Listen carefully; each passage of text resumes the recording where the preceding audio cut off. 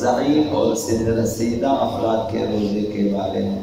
بوڑھے ہو چکے ہیں، بوڑھے مرد، بوڑھی خواتین کہ روزہ نہیں رکھ سکتے، کمزوری ہے، بڑھاپا ہے، اس کی وجہ سے یہ ایک رکھ ہی نہیں سکتے۔ یہ ایک صورتحال ہے۔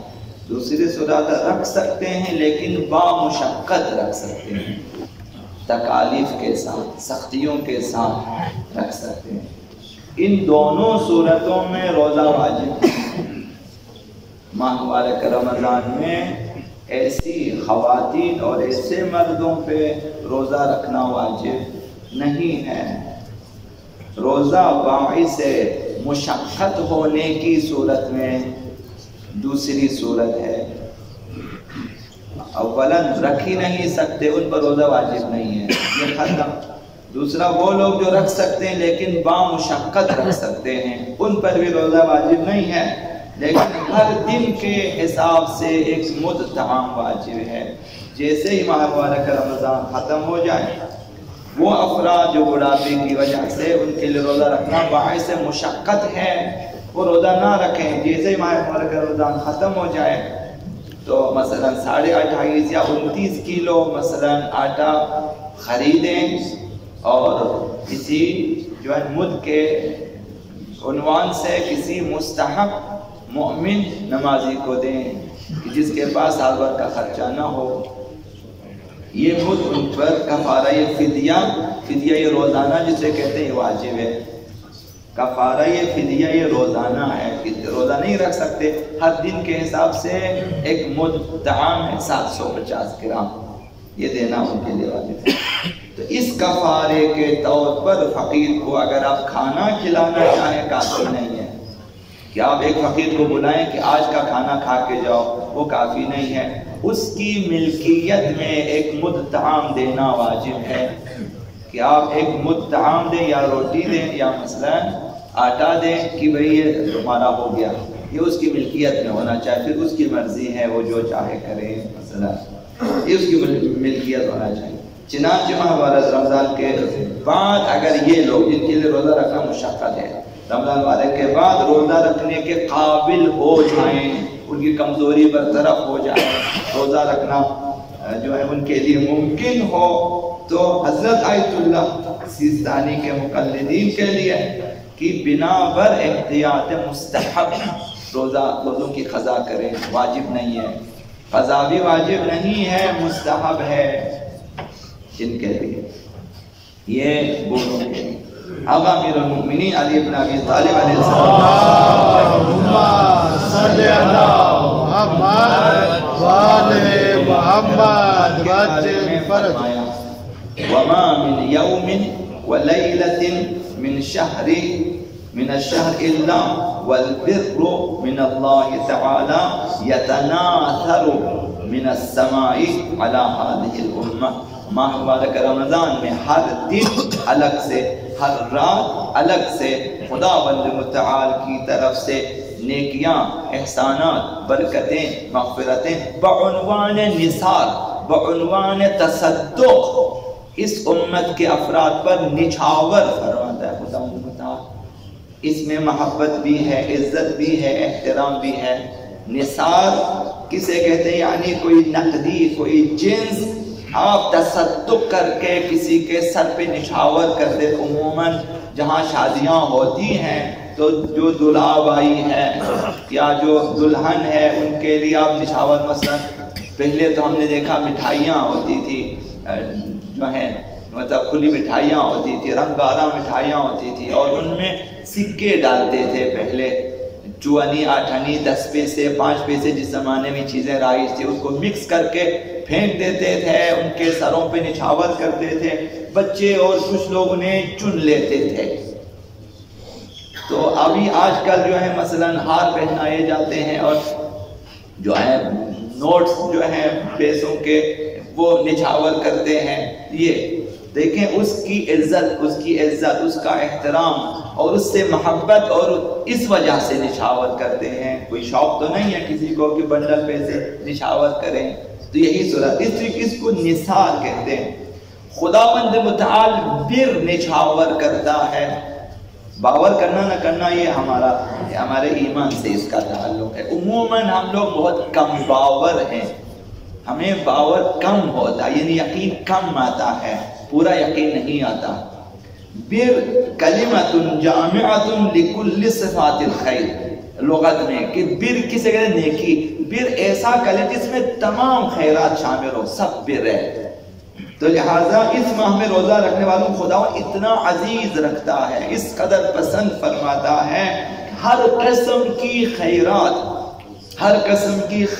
خدا مطابق برکات یہ بعنوان نثار، بعنوان نچھاور خدا مطابق امت میں نچھاور کر دیتا ہے. یعنی تم لوگ عزیز ہو، تم لوگ میرے محبوب ہو، تم لوگ کہ میں اپنی نیکیاں نہ کہ ان کی تمہیں عطا کرتا ہوں، نہ میں نچھاور کرتا ہوں، تمہارے صدقے جائیں یہ ساری چیزیں. یعنی یہ معنی ہے. خداوند یتناثر من السماء، آسمان سے نچھاور کر دیتا ہے. یعنی لوٹیں، نچھاور لوٹا جاتا ہے کہ لوٹیں میری طرف سے بے انتہا ہے. امیر المومنین کے خطبے کو پڑھے رمضان مبارک کے بارے میں، ہر دن کی عبادت 1000 مہینوں کی عبادت سے بہتر ہے. ایسے کون باور کرے گا؟ مثلا شاید ہم باور نہ کریں. یعنی اگر واقعی باور کرے، ایک کوئی بندہ مسجد سے باہر نکلے گا تو بھئی یہ تو پورا 1000 مہینے کے برابر ہے، ایک دن 1000 مہینے کے برابر. ہر رات کی عبادت 1000 عبادت، ہر نماز 1000 نمازوں کے برابر. مثلا یہ 1 ضرب 1000، یعنی یہ نثار اور نچھاور ہے کہ لوٹیں خدا متعال کی طرف سے. یہ یعنی بندوں کی عزت ہے، اس وقت روزہ رکھنے والوں کی عزت ہے خدا متعال کی نظر میں، ان کا احترام ہے خدا متعال، مہمان ہے خدا متعال کے. اس لیے تو لہذا سب کچھ پیار، محبت، عزت، احترام خدا متعال قربان کر دیتا ہے امت پہ، روزہ رکھنے والوں پہ. اب روزہ داروں کو یہ نثار حاصل کر خداوند نے متعال نے نچھاور کر دیا. اب جن کی نگاہیں پاک ہیں وہ دیکھ سکتے ہیں کہ کہاں گرا ہے. اگر شادیوں میں چاہے بارات میں چاہے نچھاور کرے، اگر کوئی شاید نہیں دیکھ سکتا کہاں سے اٹھائے گا؟ نہیں اٹھا سکتا. تو بصیرت ہونی چاہیے، باور ہونا چاہیے کہ لہذا ان روزہ داروں کو ہمیں چاہیے کہ نثاروں کو حاصل کرے کہیں نہ کہیں سے. اب فمن ظفر، امیر المومنین فمن ظفر من نثار اللہ، نچھاور جو کیا خدا متعال نے، اس نچھاور میں سے بدرتن، ایک موتی اگر اٹھا سکے. اب یہ خدا نے آسمان سے نچھاور کی پوری امت پہ، اب ان میں ہزاروں لاکھوں کروڑوں نہ معلوم کس قدر ہے، کیونکہ ہم نہیں دیکھ سکتے. اولیاء الہی دیکھ سکتے ہیں، حق الیقین والے دیکھ سکتے ہیں، ہم نہیں دیکھ سکتے. امام زمان دیکھ سکتے ہیں، مثلا ہم نہیں دیکھ سکتے. تو فرمایا کہ ایک موتی اگر چن سکے ان میں سے، ایک بدرتن، ایک موتی ان نچھاور میں سے، بس موتیاں نچھاور ہوتی ہیں تو ایک موتی چن لیا. کرم علی اللہ یوم، خداوند متعال قیامت کے دن اسے اکرام فرمائے گا کہ ایک در لے کر آئے ہو. اس قدر نچھاور کیا خدا متعال نے، ان میں سے ایک در اسے ملا ہے صحیح ثابت، اس نے سنبھالا ہے. ریاکاری کے ذریعہ، دکھاوے کے ذریعہ، غصہ، لڑائی جھگڑوں کے ذریعہ خراب نہیں کیا، اسے توڑا نہیں ہے، اسے صحیح ثابت لے گیا خداوند متعال کی بارگاہ میں. مثلا یہ مثال ہے، مثلا یہ شخص قیامت کے دن خداوند متعال کی بارگاہ میں جا کر کہے گا پروردگار ایک موتی لے کر آیا ہوں مبارک رمضان کی تمام نچھاور ایک میں نے لایا ہے. امیر المومنین نے فرمایا کہ ایک اگر ملے بس میں ایک لے کر آیا ہوں، تیری عطا، تیری بخششوں سے، رحمتوں، مغفرت، ایک میرے پاس ہے صحیح ثابت ایک موتی. خداوند متعال کی طرف سے جواب آئے گا کہ اس بندے خدا نے اپنے ساتھ سند لایا ہے، اپنے ساتھ سرٹیفکیٹ لایا ہے، اسے جنت میں داخل کر دو، جنت کو واجب کر دو. امیر المومنین نے فرمایا اس مطلب کی دلیل یہ ہے، یہ مثال تھی، یہ امیر المومنین کی فرمان. وما کرم عبد، فرمایا کہ ایک در کسی کے خداوند اس کا اکرام کرے گا، جس کا خداوند اکرام کرے گا اللہ جعل الجنت مثواہ. امام نے فرمایا کہ اسی ایک موتی کی وجہ سے خداوند جنت کو اس کے لیے ٹھکانہ قرار دے گا، یعنی یہ شخص واجب الجنت ہو جائے گا. تو اس قدر آسانی اور اس قدر عنایتیں اگر پھر بھی ہم نہ سمجھیں، پھر بھی اپنی اسی حیوانی خصوصیات کے ساتھ ماہ مبارک رمضان کو گزاریں، خدا امیر المومنین نے آگے فرمایا کہ غفلت نہ کریں، سوئے نہیں، فلاں فلاں سارے کام تم نے کرنا ہے۔ یہی حیوانی صفات، کھانا پینا اور اس کے بعد سونا اور اس کے بعد اب وہی اپنی لڑائی جھگڑے، بھوک لگے تب بھی حیوان لڑتے ہیں، پیٹ بھر جائے تب بھی لڑتے ہیں، تو لڑائی جھگڑے غصے وغیرہ وغیرہ اس سے دور رہنا چاہیے۔ تو فرمایا کہ بس کوشش کریں اس ماہ کی عبادتوں کے ذریعہ، باقی اعمال کے ذریعہ کچھ نہ کچھ نثار الہی حاصل کریں۔ ممکن ہے کہ آپ نے راتوں کو جو نمازیں پڑھی ہیں اسی مد میں آپ کو ایک موتی ملے، دن کے روزوں کی وجہ سے افطاری آپ دے دیتے، ان میں سے مثلا بعض لوگ کروڑوں روپے کے افطاری کھلاتے ہیں، مثلا کسی ایک افطاری کو خدا نے قبول کیا، ایک در آپ کو مل جائے گا۔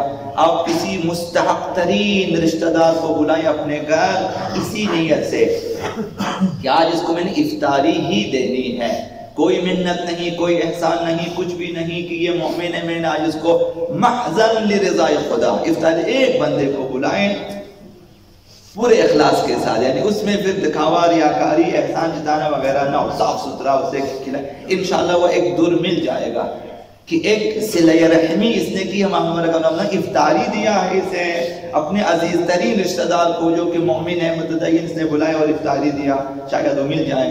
مثلا مساجد میں آپ افطاری دے دیتے ہیں، شاید ایک در آپ کو وہاں سے ملے۔ ممکن ہے کہ آپ کسی کی دعوت پہ جائیں یہ سمجھ کر کہ اس کی دعوت پہ مجھے جانا چاہیے، گئے افطاری کرنے گئے، ممکن ہے وہ در آپ کو ملے۔ ممکن ہے کہ آپ ماہ رمضان میں یتیموں کو، بیواؤں کو جو آپ کے آس پاس ہے آپ نے انہیں کھلایا پلایا، کپڑے وغیرہ دیے، ایک در شاید وہاں سے۔ تو کوشش کریں کہیں نہ کہیں سے کوئی ایک عمل قبول ہو جائے تاکہ وہ در جو نثار الہی ہے اس کی عوض حاصل ہو جائے، قیامت کے دن جنت میں جانے کے لیے وہی سند بن جائے۔